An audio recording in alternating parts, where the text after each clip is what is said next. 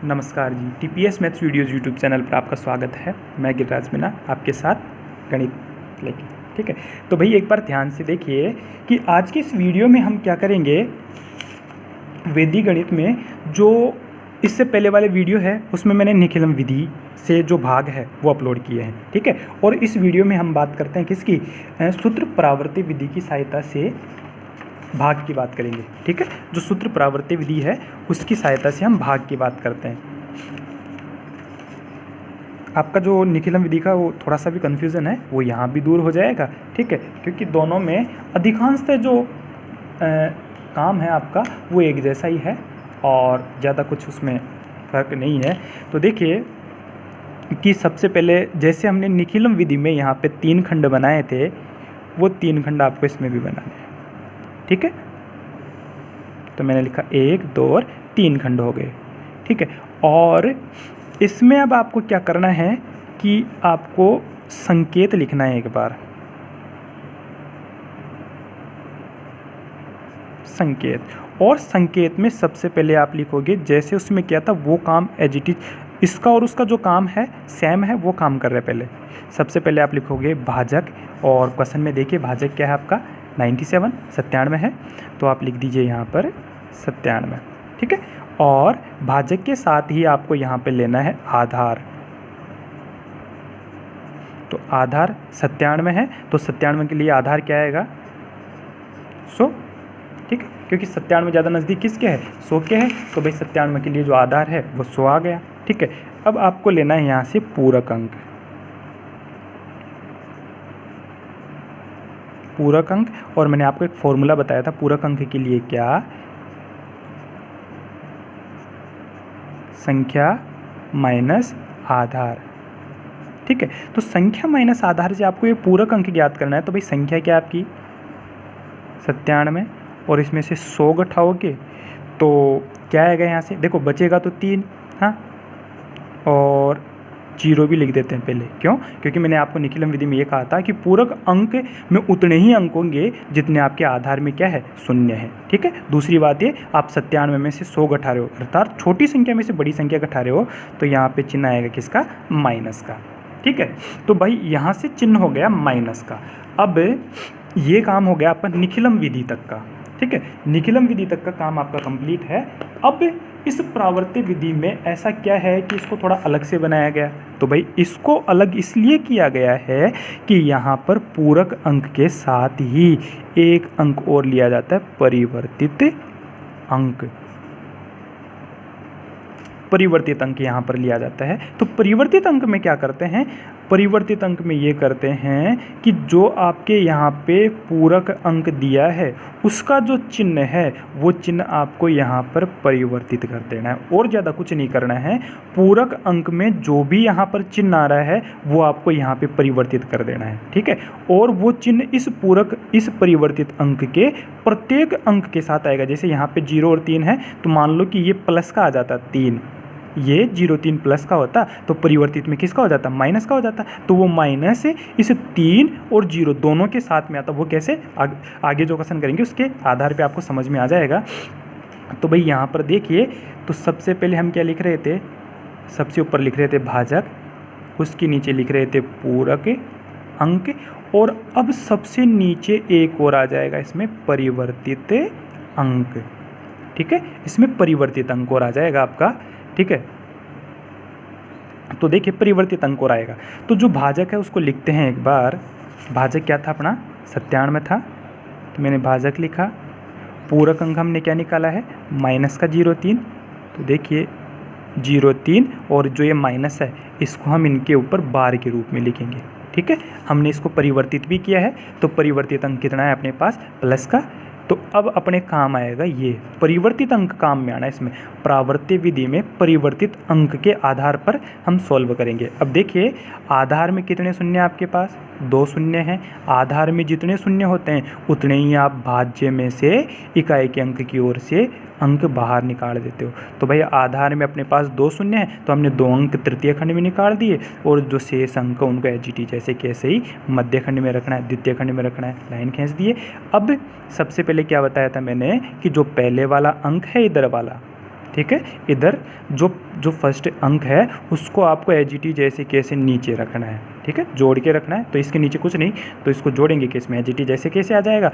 और इसके बाद में क्या करना था कि जो ये पहले अंक आया इसको आपको परिवर्तित अंक, आप निखिलम विधि में पूरक अंक के साथ गुणा कर रहे थे और इसमें आपको परिवर्तित अंक के साथ गुणा करना है। तो सबसे पहले 2 को 0 के साथ गुणा करोगे तो क्या आएगा यहाँ से 0, और आप 2 को 3 के साथ गुणा करोगे तो 2 तिया 6, ठीक है। अब यहाँ से देखिए कि दूसरा जो अंक है उसको जोड़ के लिखिए, 1 में 0 जोड़ोगे तो वापस से 1 आएगा। अब इसको इसके साथ गुणा करना है, तो 1 को 0 के साथ गुणा किया तो 0, और 1 को 3 के साथ गुणा किया तो 3, ठीक है। अपना मध्य खंड है, इसका काम कंप्लीट हो गया। और आपका जो तृतीय खंड है इसको आपको एज इट इज निखिलम विधि की तरह ऐसे कैसे जोड़ के रख देना है। तो 3 और 2 5, 6 और 1 7, ठीक है। तो यहाँ से कितना मिला आपको, ये शेषफल 75 आ रहा है। तो यहाँ देखिए जो आपका भाजक है वो 97 है, शेषफल आपका 75 है। क्या 97 का भाग 75 में जा सकता है? नहीं, क्योंकि ये छोटा रह गया। तो इसका मतलब अपना जो शेषफल है वो 75 आएगा, और जो भागफल है वो कितना आ जाएगा,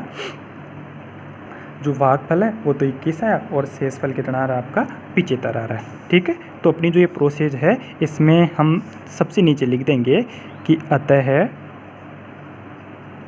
जो भागफल है, भागफल बराबर आया आपके पास 21, और जो शेषफल है, शेषफल बराबर आपको मिला है 75, ठीक है। अब इसी प्रावर्ती विधि का हम क्वेश्चन नंबर जो 16 है, ठीक है, इसी बुक का जो क्वेश्चन है 16, उसकी हम बात करते हैं। एक बार ध्यान से देखिएगा, ये रहा आपके सामने क्वेश्चन है, क्योंकि दोनों टाइप के क्वेश्चन सॉल्व करवाना वैसे अनिवार्य है कि फिर ऐसे, ठीक है। तो भाई ध्यान से देखिए एक बार, क्या करेंगे इसमें, सबसे पहले वो तीनों खंड बना लेते हैं यहाँ पर, ठीक है। ये 3 खंड हो गए, और मैं लिखता हूँ यहाँ पर संकेत। संकेत में अपना जो भाजक है तो यहाँ लिखते हैं, देखिए भाजक, भाजक बराबर, देखिएगा क्वेश्चन में भाजक क्या है, 131 आपका भाजक है। तो मैं यहाँ लिखता हूँ भाजक 131, और भाजक हमने लिखा है। तो भाजक के बाद में क्या लिखेंगे यहाँ पर, आधार, आधार के रूप में 131 किसके नज़दीक है, 10 के, 100 के या 1000 के, 100 के नज़दीक है, ठीक है। यहाँ से लेंगे हम क्या, पूरक अंक। पूरक अंक आपका क्या आएगा, संख्या माइनस आधार।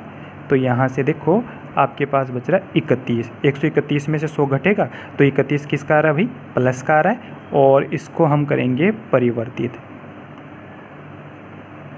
परिवर्तित अंक, ठीक है। तो मैंने आपसे कहा था कि ये जिसका भी आता है प्लस में हो तो माइनस में लेना है, माइनस में हो तो प्लस में लेना है। तो यहाँ पे देखिए 31 आपका प्लस में है, तो 31 को हम किसका लिखेंगे, माइनस में। और इसके लिए मैंने आपसे कहा है कि जो भी चिन्ह आए उसको आपको बार के रूप में व्यक्त करना है, माइनस का चिन्ह बार के रूप में व्यक्त करना है। तो परिवर्तित अंक कितना आया, 31, और 31 के 3 के भी बार है और 1 के भी बार के रूप में व्यक्त करना है, ठीक है। तो ये यहाँ रखते हैं। सबसे पहले किसको लिखना है, भाजक को, उसके बाद में किसको लिखना है, पूरक अंक को, उसके बाद में किसको लिखना है, परिवर्तित अंक को, ठीक है।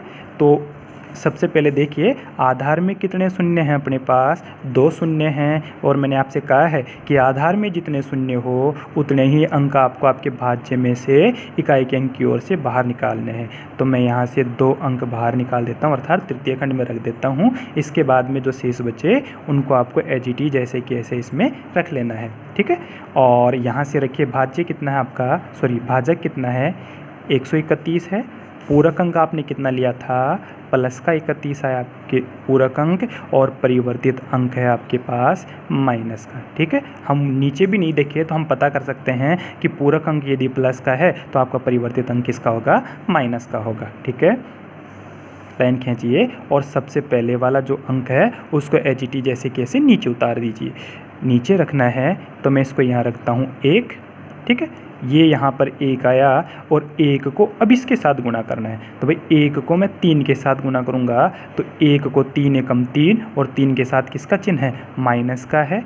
तो ये माइनस है GT जैसे कैसे, और 1 को 1 के साथ गुणा करूँगा तो 1 एकम 1। अब दूसरे वाले अंक के ऊपर काम करना है भाई, इसको जोड़ के लिखना है, परंतु यहाँ देखिए कि 3 के साथ माइनस का चिन्ह है, तो ये अब ऊपर वाले में जोड़ने की बजाय क्या करना पड़ेगा, घटाना पड़ेगा। क्यों? क्योंकि यहाँ पे ये बार माइनस का चिन्ह है, क्योंकि पहले यहाँ पर माइनस ही तो आया था, परिवर्तित में हमने माइनस लिया था और उसी माइनस को बार के रूप में लिखा था, मतलब ये 3 और 1 दोनों ही अलग अलग से माइनस के हैं। ठीक है, तो ये माइनस है, 3 में से 3 घटाएंगे तो कितना बचेगा आपके पास यहाँ पर 0 बचेगा। ठीक है, 3 में से हमने 3 घटाया तो 0 आया, कोई बात नहीं। और अब 0 को 3 के साथ गुणा करेंगे तो वापस से 0 आएगा, और 0 को 1 के साथ गुणा करेंगे तो वापस से 0 आएगा। ठीक है, अब वापस से जोड़ के लिखना है, तो भाई 3 में 0 जोड़ेंगे तो कोई फ़र्क पड़ेगा नहीं, और 1 जोड़ने की बात है तो 1 के ऊपर बार है और बार माइनस का रोल निभा रहा है यहाँ पर, तो 3 में से 1 घटाएंगे तो कितना आएगा, 2 आएगा। ठीक है, इसका काम हो गया। और अब इसको इधर गुणा करते हैं तो 3 दूनी 6, और ये 6 किसका आएगा, बार है तो माइनस का 6, और 2 एकम 2, और ये 2 भी किसका आएगा, वापस से माइनस का। अब इधर भी वही काम करना था भाई, जोड़ के तो लिख ही रहे थे हम, तो इधर जोड़ के लिख रहे थे, तो यहाँ देखिए तो जोड़ना तो है परंतु चिन्ह किसका है, माइनस का है, तो जोड़ने की जगह क्या कर देंगे, घटा देंगे। तो 5 में से 2 घटाए तो 3 बचे, 8 में से 6 घटाए तो 2 बचे।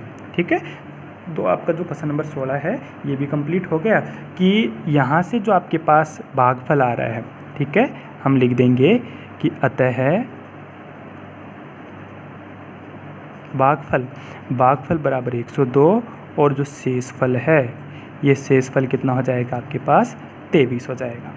ठीक है, अब मैं आशा करता हूँ कि शायद आपके क्वेश्चन समझ में आ रहे होंगे, और आपको वीडियो अच्छे लगते हैं तो भाई चैनल को सब्सक्राइब करें। सब्सक्राइब, देखो मजाक नहीं है, अवश्य रूप से सब्सक्राइब करें, और आपको यदि फ़ायदा मिलता है तो चैनल को अवश्य सब्सक्राइब करें और शेयर भी करें अपने साथियों को, जो भी आस पड़ोस में हैं उन सभी को चैनल के लिए अवगत करवाएं। ठीक है, और साथ ही मैं अब इसमें एक काम और करने जा रहा हूँ कि जो भी मैं ये क्वेश्चन इस पेज में सॉल्व कर रहा हूँ तो इनके जो PDF है, अर्थात ये फ़ोटोज़ है, आपको इसके डिस्क्रिप्शन में लिंक मिल जाएगा उसका एक PDF के लिए, तो वो PDF मैं डालने वाला हूँ। ठीक है, तो साथ ही आप PDF भी देख पाएंगे। धन्यवाद।